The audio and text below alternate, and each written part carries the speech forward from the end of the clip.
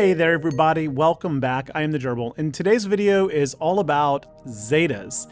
No, I don't know of any news regarding Zetas. This is purely for entertainment. I want to talk about Zetas.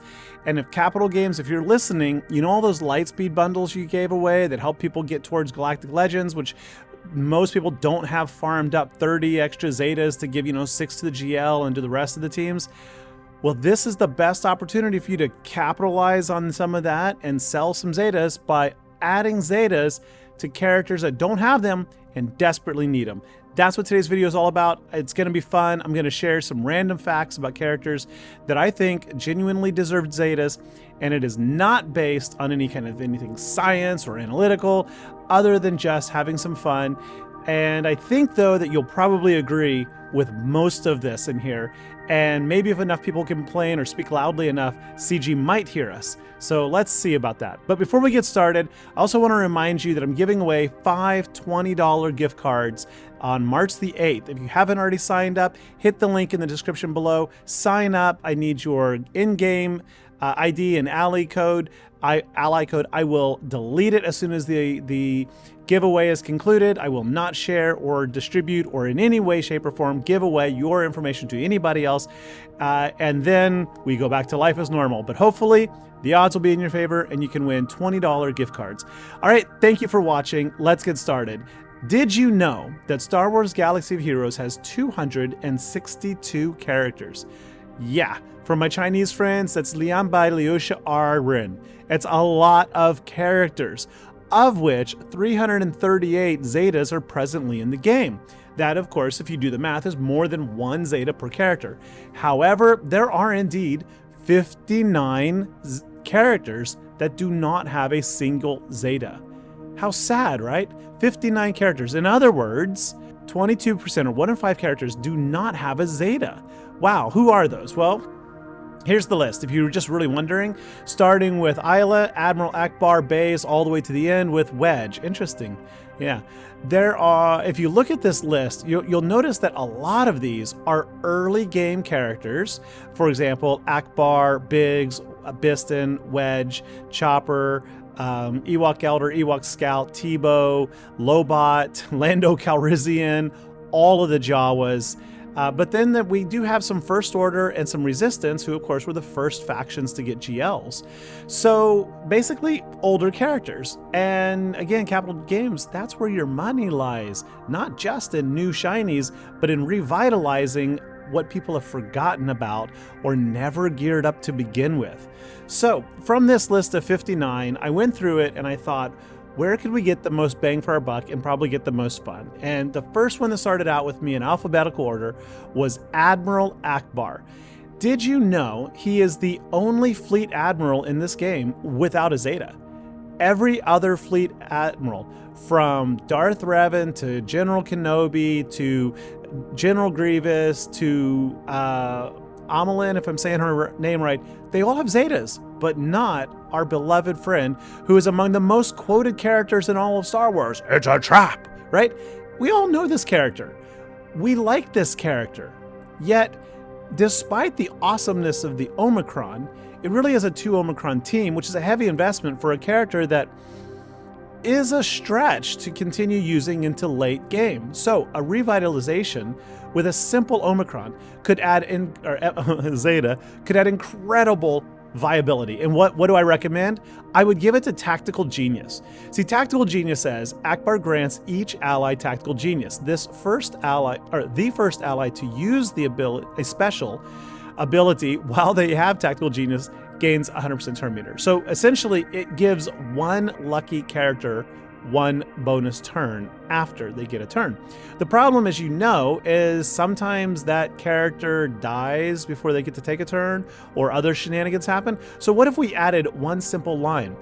Ackbar grants each ally the Tactical Genius effect. Target ally gains 100% turn meter the first time, and it goes on from there. So essentially what he would do is he would pass 100% turn meter to a target ally. That way you get to immediately pick who you want to take that back-to-back turn. And this, I mean, I'm not trying to elevate him up to GL level, but imagine him on a GL Leia team, right? So that GL Leia, he takes a turn, passes it over to like Drogon, who gives somebody Keen Stratagem and then basics and deletes someone, or gives it to Leia, who does the AoE health up for everybody and then immediately takes another turn. Wouldn't that be a lot of fun? It's not going to break anything, really. I mean, Thrawn does this, Jyn Erso does this, essentially, by passing 100% turn meter.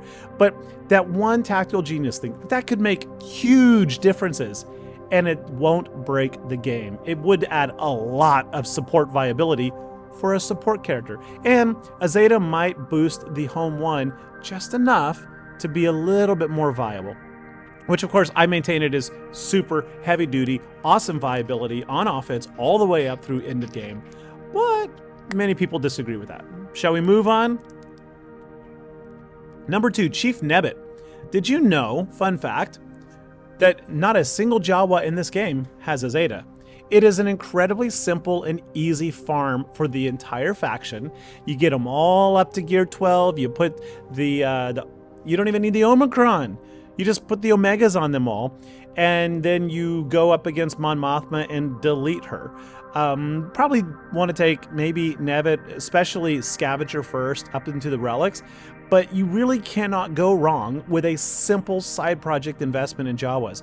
At any level of the game, up through maybe Kyber 3, the Jawas can still get plenty of action every GAC. What would I do if I had the authority to make a Zeta? I would put it on Nebbit's leadership, which I know would be difficult because we already got an Omicron. So maybe it could be worked in somewhere else. But Jawas, they survive. They win low banners usually, but they win by surviving until the thermal detonators go boom. Problem is, being original generation characters, they're pretty squishy. They don't have a lot of health and hit points. They don't have a lot of armor. They die pretty easy, which means that thermal detonators often don't accumulate fast enough because they just die. So I would put on his leadership that Jawa allies gain 50% defense. That's not going to break anything, but it might just be enough to make him more viable. And I would give him an auto taunt as he is a tank. So I think an auto taunt at the start of the counter and just a little bit more defense would really, really go a mile for this team and make them a lot more fun. Number 3, this is the one where a lot of people may drop the channel or leave my video right now because you're like, oh, Ewok nonsense. But sincerely, Ewok Elder is probably the most vital character in most Ewok squads. Nyssa probably more so these days, but Ewok Elder is your turn meter driver and your sustainer, and believe it or not, really, really good with teams like Rey. Yes, people don't do that enough to get it into SWGOH, but Ewok Elder has 2 mechanics to revive anyone, not just Ewoks, but anyone, any ally. So what I would do is I would add a Zeta to Power the Forest that has, it says, revive a randomly defeated ally at 40% health, blah, blah, blah, the rest doesn't matter. What I would do is I would put the Zeta there that says Ewok Elder cannot be revived. Now, that's kind of scary, I know, but when Ewok Elder is defeated, if the allied leader is an Ewok, they gain this ability, Power of the Forest. That would be so cool, and it would represent the time-honored tradition that every culture in the galaxy has, likely, of passing on their knowledge and their legacy to the next generation. So when the Elder dies, his mystical abilities of revival are passed on to the tribal leader. That just makes sense, and it would be fun, and it ain't gonna break the Ewok squad. It's not. I mean, it's absolutely not. But it would be a lot of fun. And yes, Logray, according to Star Wars Legends and many non-canon and previously canon movies and comics and script, Logray and other Ewoks were Force sensitive. Yeah, so I wish they got the UFO tag. Jedi Knight Guardian, number 4. So Jedi Knight Guardian actually has a really, really good ability here. It says deal physical damage to all enemies with a 55% chance to inflict ability block for 1 turn. This chance is increased to 100% on a critical hit. In addition, Guardian gains defense up. So basically, if you can land a critical hit, you ability block the entire enemy team. That's pretty good, if I'm reading that right. Problem is the cooldown's 4. That kind of sucks. Fun fact, Guardian is the least relic character in the game, not including the 3 most recent, Bane, Boss Nass, and I forget the other one. So what would I do? Simple Zeta, 1 line, reduce the cooldown of Saber Throw by 1. I'd make it a cooldown of 3. That's it.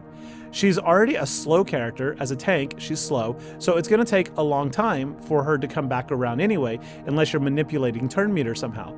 Again, this isn't going to break the game. I mean, we already have AoE ability blocks on Ben, old Ben, who's much faster, and on other characters, so why not?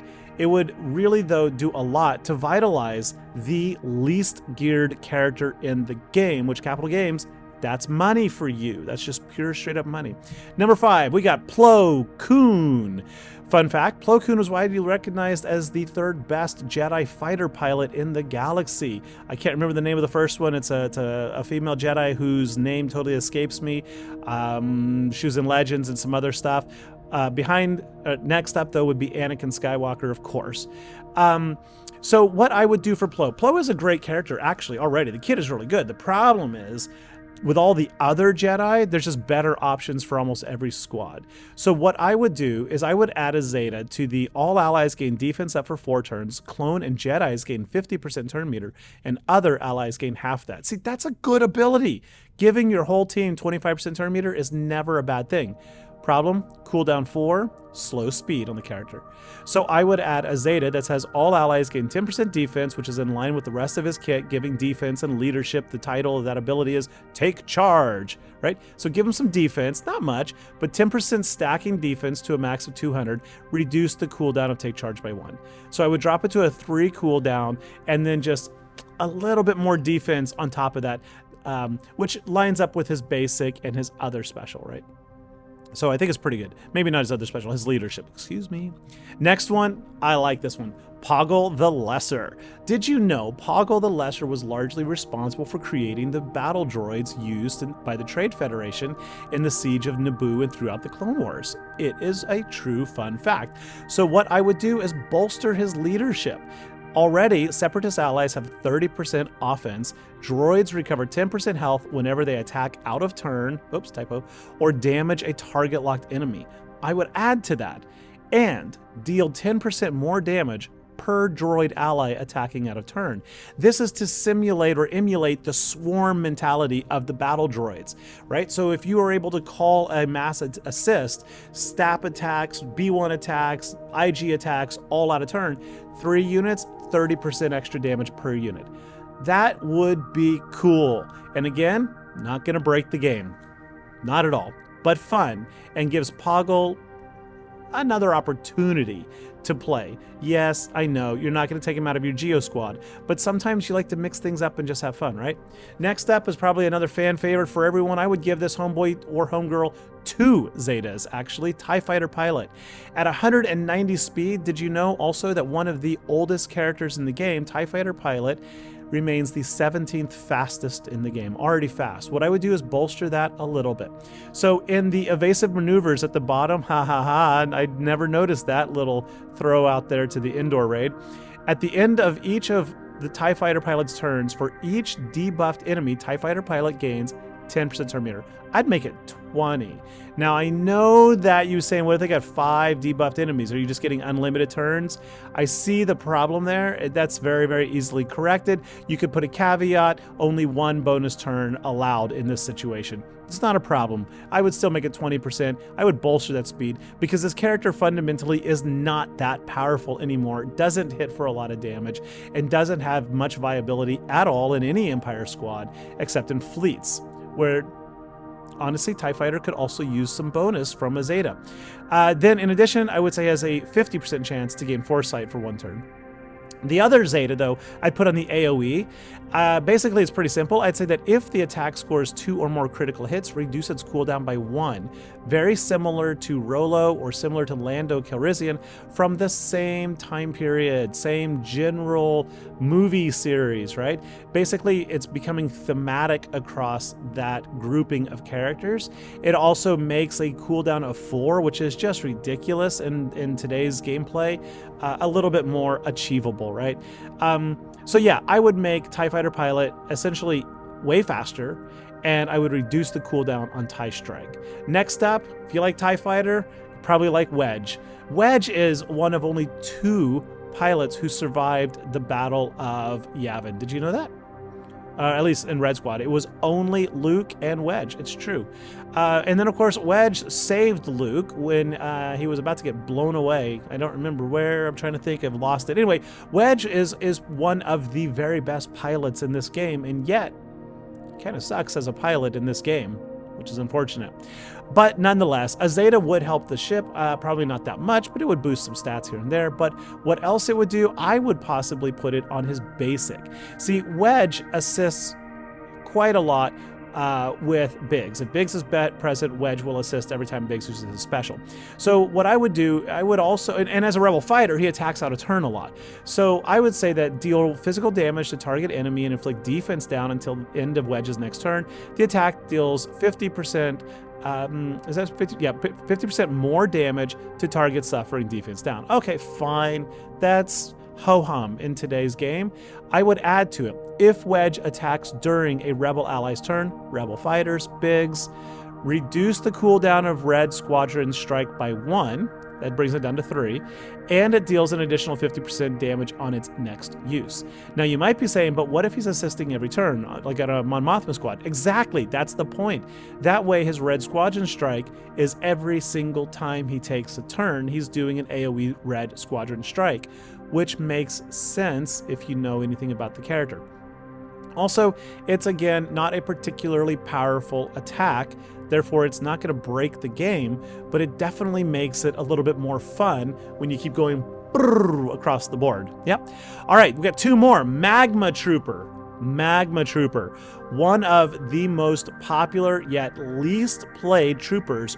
In fact, he is the least geared Imperial Trooper of all of them in Star Wars Galaxy Heroes, coming in at like the 230th ranked character out of 262. His kit is good. It's just, again, there are better characters to use in an Iden squad or an Imperial Trooper squad. So what I would do, similar to Wedge, I would put the Zeta on the basic. The basic says deal physical damage to target enemy and deal damage to a random enemy. The second attack deals 20% less damage. I would have that go on further. If both hits were critical, deal physical damage to a third random enemy, now doing 40% less damage. If all 3 hits were critical, Magna Trooper gains offense up. So this is going to increase the damage output and provide him another opportunity for offense up, which is even more damage output, making him even a bit more viable so that we have a little bit more flexibility and variety in gameplay, right? We're not always running into the same Iden squads, same Veer squads, right?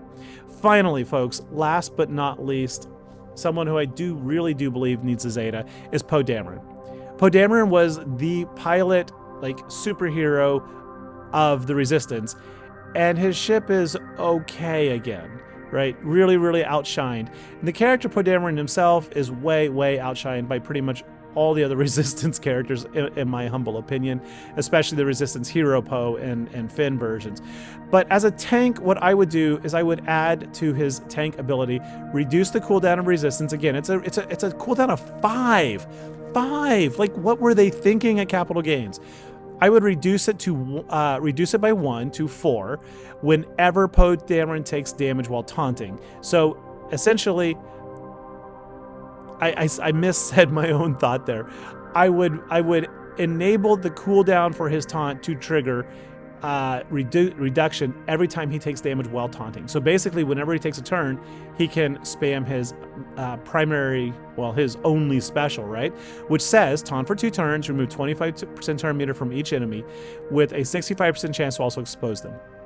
Now, that enabling him to taunt every turn and remove 25% turn meter from all enemies, that is probably the most powerful Zeta I would add to these 10 characters. And that is a big one, I think. On a Zori team, which is already a challenge, this could be really, really strong. Of course, Poe is also a really, really slow character. So through his natural slowness, even if that reduction, like in cooldown, was over and over again, I still don't think it would break the game. If nothing, maybe put a maximum reduction of 2, right? So it's still a cooldown of 3 or something. But seriously, a cooldown of 5, that's just lame. And again, his Starfighter could use a boost, just like Home One, just like TIE Fighter, just like a lot of the others I mentioned, and a Zeta helps.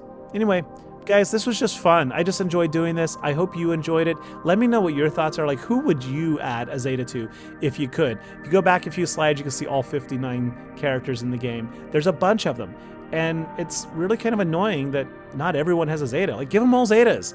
Give them all Zetas. Give us more opportunities to do different things, more variety, more flexibility, more theory crafting, more team compositions. Anyway, please hit that like, hit that sub. I appreciate it, and I'll catch you later. Bye-bye.